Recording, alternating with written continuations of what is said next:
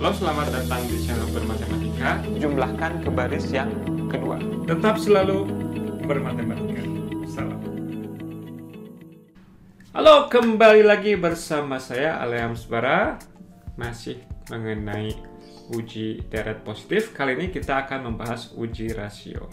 Ya, kemarin semacam uji rasio juga, tapi kita membandingkan limit antara deret yang satu, suku-suku deret yang satu dengan suku-suku deret yang lain. Ini agak sedikit berbeda ya. Mari kita lihat bersama-sama. Oke, nah si statementnya ini bilang bahwa kalau kita punya deret, kemudian kita hitung rasio ini, maaf ini ada kesalahan, ini harusnya AN plus 1 dibagi dengan AN ya, maaf ya. Ini saya ralat, saya ulangi lagi bahwa harusnya limit AN plus 1 per AN sama dengan rho ya. Oke. Nah, ada beberapa kesimpulan bergantung kepada hasil limit AN plus 1 dibagi AN ini. Suku setelahnya dibagi suku yang sebelumnya. Kalau si rho-nya kurang dari 1, maka si deret sigma AN ini merupakan deret yang konvergen. Kalau rho-nya lebih besar dari 1, maka deretnya merupakan deret yang divergen.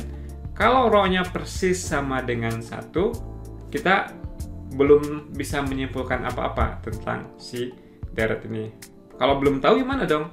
Artinya Anda perlu cari tahu dengan cara yang lain.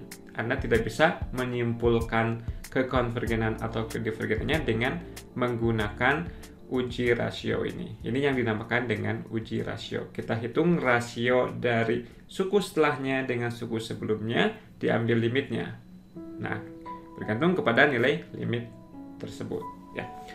Nah, intuisinya ini bagaimana ya? Ini kalau misalkan yang ini yang rho-nya lebih besar dari 1, kalau AN tambah 1 per AN-nya lebih besar dari 1 ya. Artinya si suku-suku AN plus 1 itu akan lebih besar dari AN ya.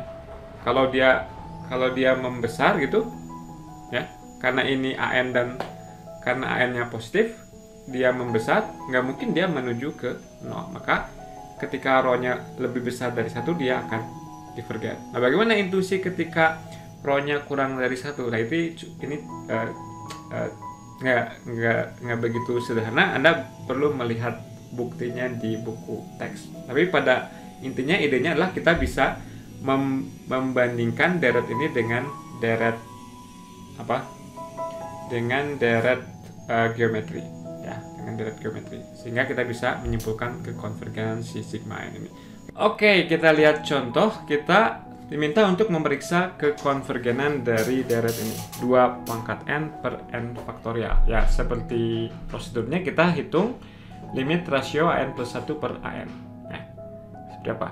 Ini AN plus 1 per AN, berarti N-nya digantikan dengan N plus 1. Jadinya seperti ini. 2 pangkat N plus 1 dibagi N tambah 1 faktorial, dibagi dengan ini. Nah, membagi dengan pecahan sama dengan mengalihkan dengan kebalikannya. Jadi ini sama aja, kita kalikan dengan, ini di flip, dikalikan dengan N faktorial dibagi 2 pangkat N. Ini dibagi dengan ini, bersisa 2. N faktorial dibagi N tambah 1 faktorial, bersisa N plus 1. Kenapa? Karena untuk mendapatkan N tambah 1 faktorial itu kita mengalihkan dari 1, 2, 3, 4 sampai N, kemudian sampai N plus 1. Kalau kita stop sampai N, hasilnya adalah N faktorial. Jadi si N tambah 1 faktorial ini adalah N faktorial 1 sampai N, perkalian 1 sampai N, kemudian dikalikan dengan N plus 1. Nah, si N faktorialnya kita saling coret, tinggal bersisa N plus 1. Kalau kita ambil limitnya, tentunya hasilnya 0. Berarti ini si rho-nya kurang dari 1 ya. Karena rho-nya kurang dari 1, maka deret ini merupakan deret yang konvergen. Kita lihat lagi contohnya. 2 pangkat N, sigma dari 2 pangkat N per N pangkat 20 ya. Hitung limit rasionya seperti ini ya. Gantikan N dengan N plus 1, kemudian membagi dengan pecahan ini sama dengan kita kalikan dengan kebalikannya. Sama aja dikalikan dengan N per 20 dibagi 2 pangkat N. Nah, kembali lagi ini, yang ini dibagi yang ini hasilnya adalah 2 ya.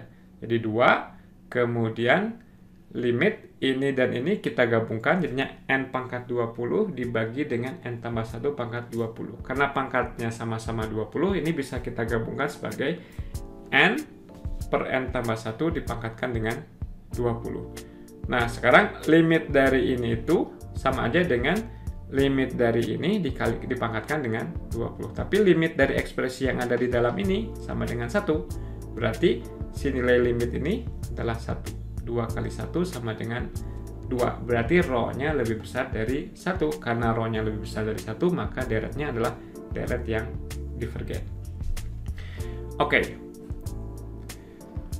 Nah, kita lihat bahwa untuk deret 1 per N dan untuk deret 1 per N kuadrat, ya, kedua-duanya limit rasionya masing-masing sama dengan 1. Nah, ini menunjukkan apa? Ini menunjukkan ketika si limit rasionya menghasilkan 1, kita nggak bisa menyimpulkan apa-apa. Karena pada contoh yang pertama, ini limit rasionya sama dengan 1, sigma per N-nya divergen. Untuk yang ini, limit rasionya sama dengan 1, sigma per N-nya konvergen. Jadi, si limit rasionya sama dengan 1 itu nggak ada hubungan apa-apa dengan kekonvergenan atau kedivergenan kedua deret ini. Akibatnya ketika rho-nya sama dengan 1, kita nggak bisa menyimpulkan apa-apa. Artinya, coba uji deret yang lainnya.